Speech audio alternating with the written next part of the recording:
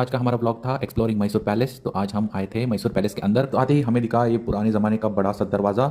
उसके बिल्कुल सामने ही यहाँ पे ये बड़ा सा हॉल है। फिर यहाँ से हम लोग थोड़ा आगे चले गए। आगे जाने के बाद हमको मिली ये सीढ़ियाँ।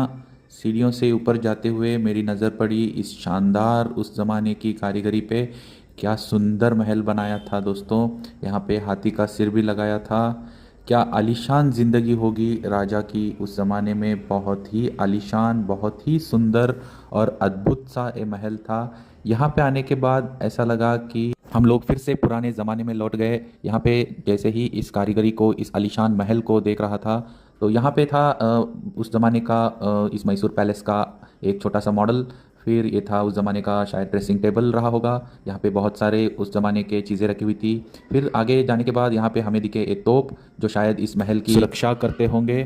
थोड़ा सा आगे जाने के बाद हम पहुँचे दूसरे सेक्शन में। यहाँ से महल का दूसरा सेक्शन है जो बाहर का नज़ारा यहाँ से बहुत ही सुंदर दिखता है। फिर था ये गलियारा।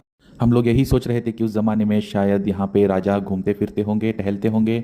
उसके बाद शाम भी हो गई थी। फिर हम बाहर आ गए महल से। बाहर आते ही बहुत ही सुंदर नज़ारा था। वहाँ से बाहर निकलते ही बहुत ही सुकून मिल रहा था दोस्तों, जैसे कि पुराने ज़माने में लौट के वापस आ गए। आशा करता हूँ आपको हमारे ब्लॉग पसंद आया होगा। अगर पसंद आया तो हमारे वीडियोस को लाइक कीजिए, चैनल को सब्सक्राइब कीजिए और हमारे इस छोटी सी जर्नी में हमारा साथ दीजिए। आपका साथ ही हमारे लिए मोटिवेशन है दोस्तों। Thank you. फिर मिलते हैं अगले ब्लॉग में।